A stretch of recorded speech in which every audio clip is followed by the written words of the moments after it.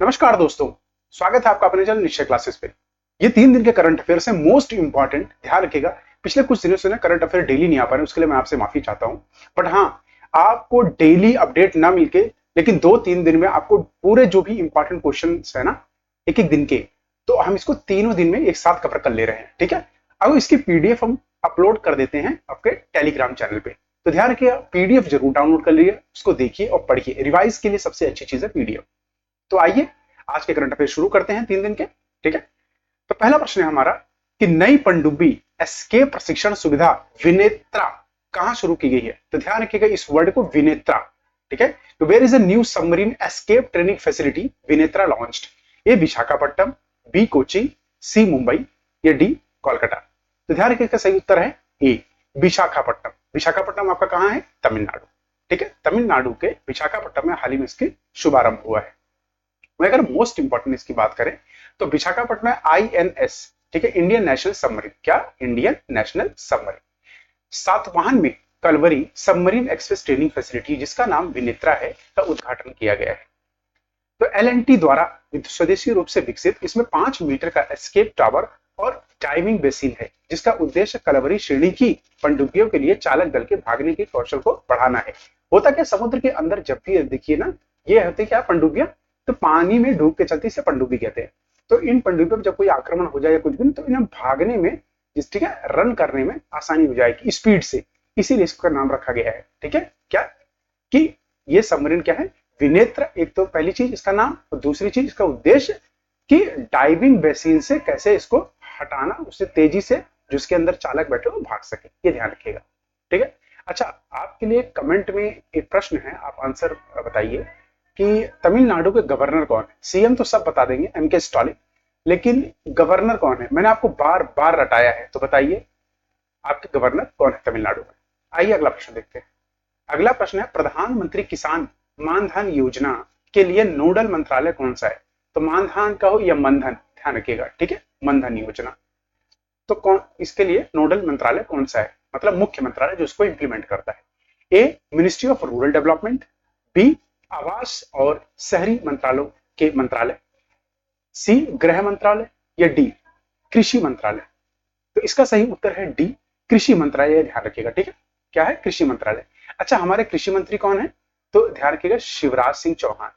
ठीक है, शिवराज सिंह चौहान, ये आपको ध्यान रखना है। देखिए, कहते हैं कि कई बार प्रश्न क्यों आपको यहां बताते हैं एडिशनल इंफॉर्मेशन। सपोज करो किसी और की मिनिस्ट्री पूछ दी गई और वहां शिवराज सिंह चौहान आपको ऑप्शन में दे दिया, एटलीस्ट आप वहां पर एलिमिनेट तो कर पाओगे। तो एलिमिनेशन भी जो होती है बहुत अच्छी टेक्निक होती है, ध्यान रखिएगा। आइए अगला प्रश्न देखते हैं इसी के साथ।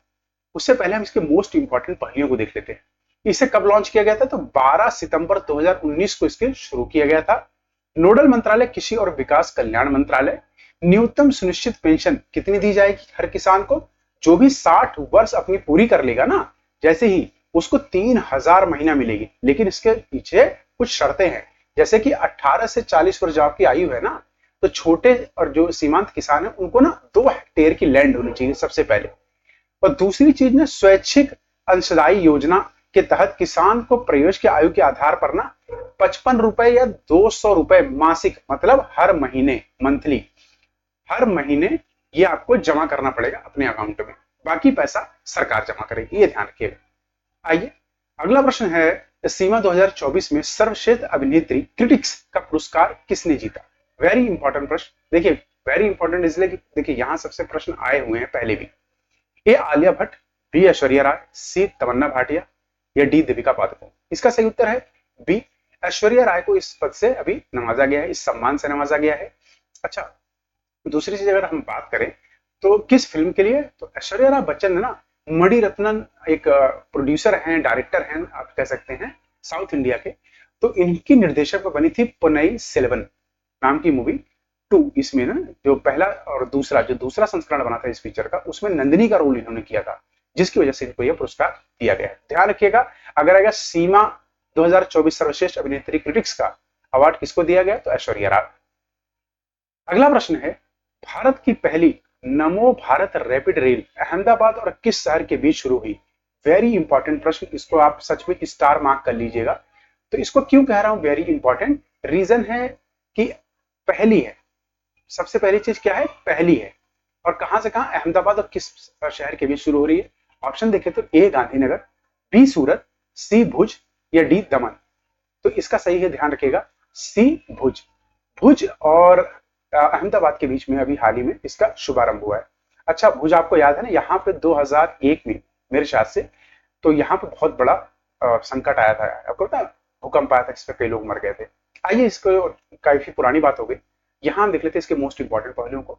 जैसे पीएम मोदी ने भुज और अहमदाबाद के बीच नमो भारत रैपिड रेल को लॉन्च किया, जिसे वंदे मेट्रो का नाम से भी जाना जाता है। यह मेट्रो जैसी सेवाएं प्रदान करेगा, जैसे आपको मेट्रो मिलते हैं दिल्ली मेट्रो में अगर आप चढ़े होगे, या कोलकाता मेट्रो, लखनऊ मेट्रो, तो उन सब जैसी सेवाएं इसमें मिलेंगी आपको। इसका लक्ष्य है भारतीय रेलवे पर मौजूदा मेन लाइन ईएमयू को बढ़ावा देना। आपको पता है ना कि मेन लाइन ईएमयू क्या होता है, जो लोकल ट्रेन चलती है ना, उन लोकल ट्रेन को इनको हटाना है। अभी कितनी भीड़ होती है लोकल ट्रेन में, आपने देखा होगा ना, कितना परेशान होते हैं लोग, अब उनको हटा के ये लेके आना है। ठीक है, ये आपको ध्यान रखना है। अच्छा, अगर हम बात करें, गुजरात की राजधानी क्या है, गांधीनगर, ये आपको ध्यान रखना है। ठीक है, कई बार लोग अहमदाबाद लगा देते हैं, गलत है। तो गांधीनगर इसकी राजधानी है। दूसरी चीज, यहाँ के सीएम कौन है, यहाँ के सीएम कौन है, ये आप मुझे बताएंगे कमेंट बॉक्स में, कमेंट करिए। ठीक है, कमेंट करिए। आइए अगला प्रश्न देखते हैं। अगला प्रश्न है, हाल ही में किस राज्य ने हिंदी माध्यम में चिकित्सा शिक्षा शुरू की है। भाई, मेडिकल एजुकेशन आपको पता है कि प्री रिक्विजिट है, कि भाई इंग्लिश आनी चाहिए, नहीं तो आपको शिक्षा नहीं मिल सकती, आप डॉक्टर नहीं बन सकते। लेकिन कई राज्यों ने शुरू कर दी है। भाई, हाल ही में किसने शुरू किया है, ए राजस्थान, बी बिहार, सी उत्तर प्रदेश या डी उड़ीसा। इसका सही उत्तर है ए। अभी राजस्थान सरकार ने हाल ही में इसको शुरू किया है। अच्छा, इसी के माध्यम से आप ये जान लीजिए, तो राजस्थान का जो मारवाड़ चिकित्सा विश्वविद्यालय है ना, इससे संबंधित डॉक्टर संपूर्ण नंदन मेडिकल कॉलेज जोधपुर और बाड़मेर मेडिकल कॉलेज, तीन इन कॉलेजों में हिंदी में चिकित्सा शिक्षा प्रदान की जाएगी। ये ध्यान रखिएगा। इस पहल का उद्देश्य क्या है, ताकि ग्रामीण या हिंदी माध्यम पृष्ठभूमि के छात्रों का समर्थन करना, उनको बढ़ावा देना, और इसका विस्तार अन्य कॉलेजों में भी भविष्य में किया जाएगा। ये आपको ध्यान रखना है। ठीक है ना। आइए अगला प्रश्न देखते हैं। अगला प्रश्न है, चौथी वैश्विक अक्षय ऊर्जा निवेशक बैठक कहां आयोजित की गई।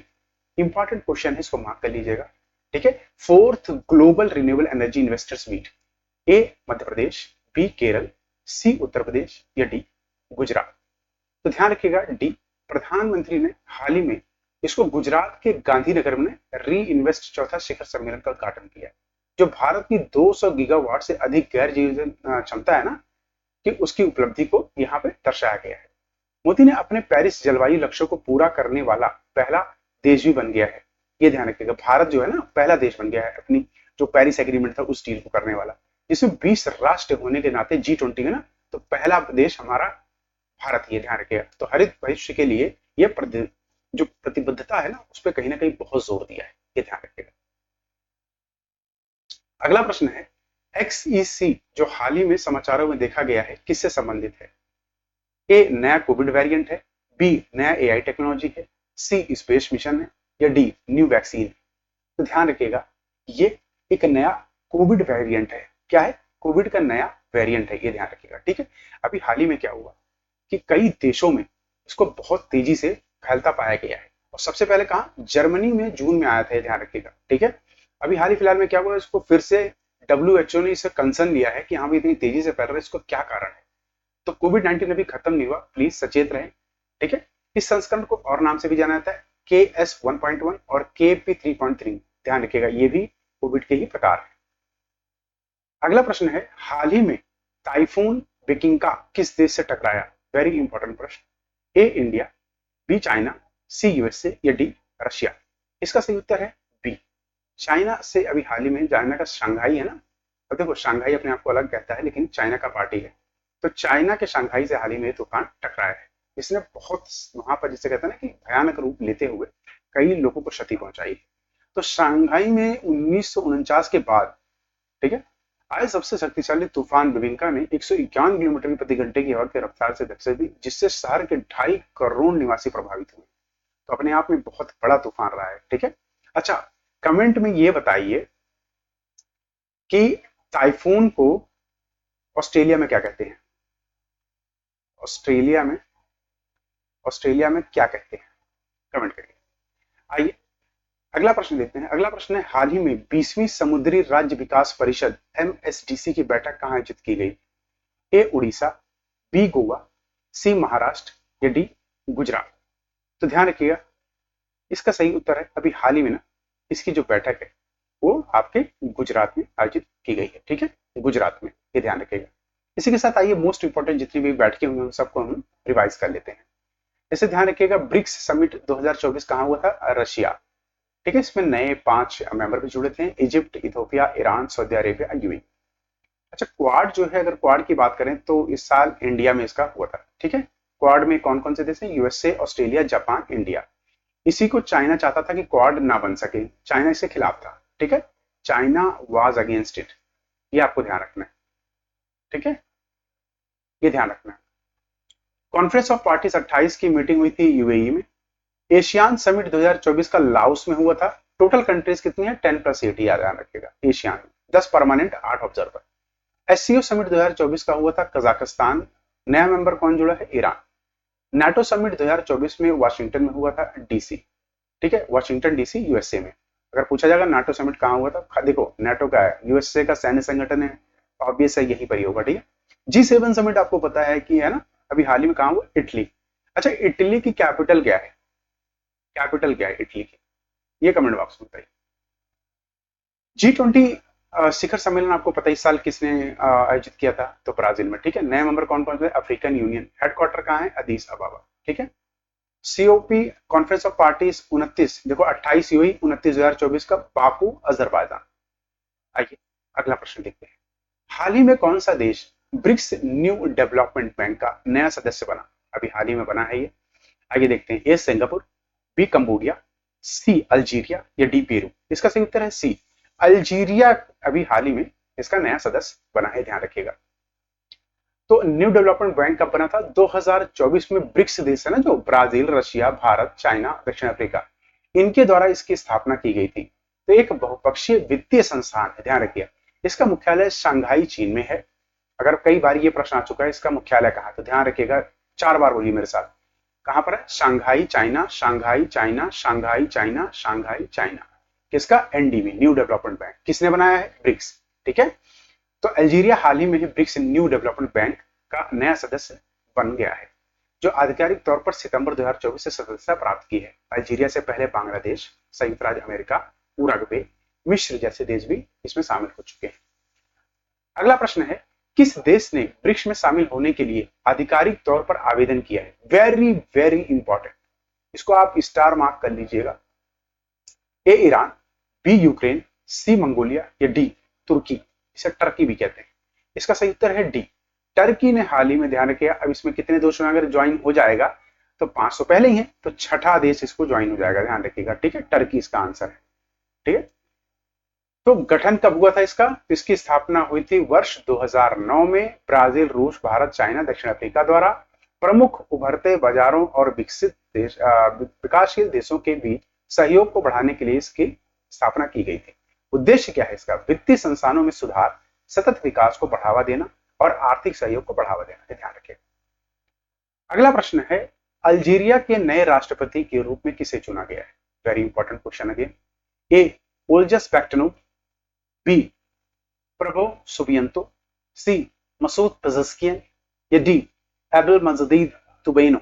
इसका सही उत्तर है डी अब्दुल मजीद तबैनो को हाल ही में इसका राष्ट्रपति चुना गया है। और ये आपको बता दें कि री इलेक्टेड हुए, इट मींस दैट ये पहले भी यहाँ के राष्ट्रपति थे। ठीक है, तो आइए जितने भी हाल ही फिलहाल में राष्ट्रपति और प्रधानमंत्री बने उन सबको यहाँ पे रिवाइज कर लेते हैं ताकि एग्जाम्स में ना छूटे। जैसे आपको पता ही होगा, रवांडा के राष्ट्रपति बने हैं पाल कागामे, कोमोरोस के प्रेसिडेंट नए बने हैं अजाली ओस्मानी, कांगो के लोकतांत्रिक गणराज्य है ना जो, उसके पीएम बने हैं जुडियस सुमन तुलका, सेनेगल के राष्ट्रपति बने हैं बसीर डियोमे फे, अल सल्वाडोर के प्रेसिडेंट बने हैं नवाब बुकेले, मैक्सिको का राष्ट्रपति बने हैं क्लाउडिया सिल्वा, एक वुमेन है, ध्यान रखिएगा। ईरान के नए राष्ट्रपति बने हैं मसूद पेजेस्कियन और पाकिस्तान के राष्ट्रपति हैं आसिफ अली जरदारी। पाकिस्तान के जो पीएम है वो है शहबाज शरीफ। तो फिर देखिए, ध्यान रखिएगा, राष्ट्रपति आसिफ अली जरदारी हैं, पीएम है शहबाज शरीफ। प्रश्न आ चुका है पहले भी एग्जाम्स में, ये ध्यान रखिएगा। कजाकिस्तान के पीएम है उल्जाक बेक्टनेव, यमन के पीएम है अहमद अवद गीन, फिलिस्तीन के नए पीएम हैं मोहम्मद मुस्तफा। ताइवान के राष्ट्रपति हैं लाई चिंगते। सिंगापुर के पीएम हैं लॉरेंस वोंग। इंडोनेशिया के प्रेसिडेंट है प्रबोध सुबियांतो। अगला है कि नए प्रधानमंत्री यूनाइटेड किंगडम के कौन है, सर कीर स्टारर। आइसलैंड के पीएम है बेनर्जी बेनेडिक्सन। और फ्रांस के सबसे युवा और पहले समलैंगिक राष्ट्रपति बने हैं गैब्रियल अट्टल। फिनलैंड के प्रेसिडेंट जो बने हैं अभी हाल ही में, अलेक्जेंडर स्टब। और पुर्तगाल के पीएम बने हैं लुई मोंटेनेग्रो। आयरलैंड के नए पीएम बने हैं साइमन हैरिस। और हंगरी के राष्ट्रपति बने हैं तमास सुल्याक। स्लोवाकिया के राष्ट्रपति बने हैं पीटर पेलेग्रीन। और मिस्र के तीसरी बार राष्ट्रपति बने हैं अब्दुल फतेह अल सीसी। अगला प्रश्न देखते हैं कि किस राज्य ने सुभद्रा योजना शुरू की है हाल ही में। ए उत्तर प्रदेश, बी उड़ीसा, सी जम्मू या डी दिल्ली। इसका सही उत्तर है बी, उड़ीसा राज्य ने भी हाल ही में इसको शुरू किया है, ध्यान रखिएगा। अच्छा, क्या है इसका मुख्य कारण?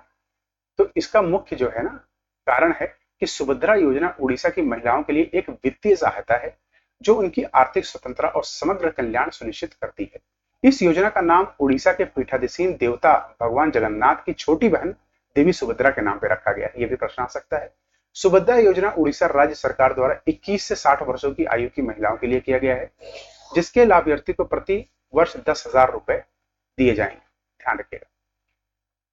इसी के साथ साथ मोस्ट इंपॉर्टेंट अगर हम यहाँ पर पॉइंट की बात करें तो ध्यान रखिएगा, लाडली बहन योजना मध्य प्रदेश ने लॉन्च की थी महिलाओं के लिए। और महिला सम्मान योजना दिल्ली ने की थी। इंदिरा गांधी प्यारी बहन सुख सम्मान निधि योजना हिमाचल प्रदेश। सीएम बहन बेटी स्वावलंबन योजना झारखंड। महतारी वंदन योजना छत्तीसगढ़। लक्ष्मी भंडार योजना पश्चिम बंगाल।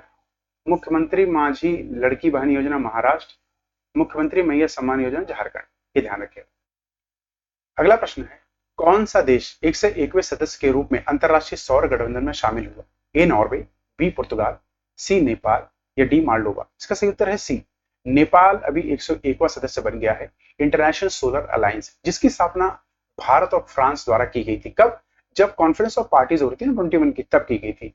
और सौर ऊर्जा की व्यापक तैनाती के माध्यम से पेरिस जलवायु समझौते को लागू करने का लक्ष्य के रूप में इसको की गई थी। इसका विजन क्या है? तो इसका विजन है, आए हम मिलकर सूर्य को उज्जवल बनाएं। ये ध्यान रखिएगा। इसका मुख्यालय है गुरुग्राम, हरियाणा। हरियाणा कहां पर है ये तो आपको पता होना चाहिए। यहाँ के सीएम कौन है, यहाँ के गवर्नर कौन है, सारा पता होना चाहिए, ध्यान रखिएगा।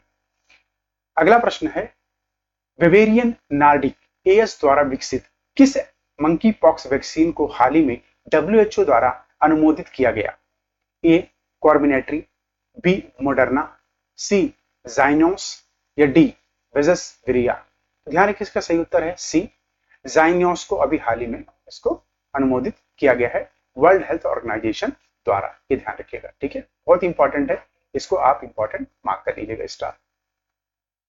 अगला प्रश्न है, किस वन्य जीव अभ्यारण्य में दुर्लभ गोबर बीटल प्रजाति ओनेटिस बोर्डाटी की पहचान की गई? A Kaziranga national park, B Periyar wild life sanctuary, C Nongkhyllem wild life sanctuary या डी गिर फॉरेस्ट। अच्छा, पहले आप ये जानेंगे कि ओनेटिस बार्डिटी है क्या। तो याद रखो ये ना कि एक गोबर बीटल जो होती है ना दुर्लभ प्रजाति है, जिसको कहीं ना कहीं ये अवलुप्त होने वाली थी, तो इसलिए दुर्लभ कैटेगरी में अभी हाल ही में, ध्यान रखिएगा। तो ये बहुत ही आसानी से नहीं मिलती प्रजाति, इसीलिए न्यूज में थी, तो यहाँ पे प्रश्न डाला गया है। तो ध्यान रखिएगा, ये सी अभी नोंगखिलेम वन्यजीव अभयारण्य में पाई गई, ठीक है, ये ध्यान रखिएगा। अगला प्रश्न है, बी पाल रेजिमेन जिसे हाल ही में समाचारों में देखा गया किस बीमारी से जुड़ा है? ए ट्यूबरक्लोसिस, बी टाइफाइड, सी मलेरिया या डी डेंगू। इसका सही उत्तर है ए क्षय रोग, जिसे टीबी भी कहते हैं, ठीक है, ट्यूबरक्लोसिस, इससे यह जुड़ा हुआ है। अभी न्यूज में था, प्रश्न आ सकता है बी पाल रेजिमेन क्या है? ध्यान रखिए, एक प्रकार का रोग है ट्यूबरक्लोसिस। केंद्रीय स्वास्थ्य मंत्रालय ने हाल ही में राष्ट्रीय टीबी उन्मूलन कार्यक्रम के तहत मल्टी ड्रग प्रतिरोधी तपेदिक के इलाज के लिए पीपीएलएम रेजिमेंट की शुरुआत की है। पीपीएलएम रेजिमेंट 4 दवाओं की जोड़ती है, 4 दवाओं की एक तरह का जोड़ है ये। कौन सा? तो ये है ब्लेक्टिनाइड, प्रोटेनिमाइड, टाइलेंडोजोड और वैकल्पिक रूप से मैक्सोक्लोफॉक्सिन। आपने खाते होगा ना, तो ये सारे कौन से एंटीबायोटिक्स हैं। क्षय रोग जिसे ना माइकोबैक्टीरियम ट्यूबरक्लोसिस नाम जीवाणु से होता है, ये ध्यान रखिएगा, कारण पूछा जा सकता है। अगला प्रश्न है, किस देश ने चमरान 1 उपग्रह लॉन्च किया है? वेरी इंपॉर्टेंट प्रश्न, ध्यान रखिएगा, वेरी इंपॉर्टेंट प्रश्न, ये ध्यान रखिएगा। ए अल्जीरिया, बी रवांडा, सी ओमान या डी ईरान? इसका सही उत्तर है डी। ईरान ने हाल ही में ना इस उपग्रह को लॉन्च किया है और ये क्या करेगा, जो पृथ्वी है ना इसके ऑर्बिट की, जो अर्थ है इस अर्थ की ऑर्बिट को इसका चक्कर काटेगा। तो ध्यान रखिए, इस अर्थ के ना ऑर्बिट को चारों तरफ से चक्कर काटेगा, ये ध्यान रखना है आपको। तो ईरान ने कहीं ना कहीं स्पेस में अपनी जगह बनाने की बात कर रहा है। अब कर रहा है क्या, बहुत अच्छा कर रहा है। अगला प्रश्न है, करम त्योहार जिसे कर्मा के नाम से भी जाना जाता है किस राज्य में मनाया जाता है? ए मध्य प्रदेश, बी केरल, सी झारखंड या डी गोवा? इसका सही उत्तर है सी। झारखंड राज्य में यह त्योहार हर्षोल्लास से हर साल मनाया जाता है। आप मुझे कमेंट बॉक्स में बताइए कि यहाँ के सीएम और गवर्नर कौन है, प्लीज कमेंट। इससे काफी चीजें आपकी याद हो जाएंगी। इसी के साथ यह संस्करण पूरा हुआ। आप सभी का धन्यवाद। कल फिर मिलेंगे, तब तक अपना ख्याल रखिए। जय हिंद, जय भारत।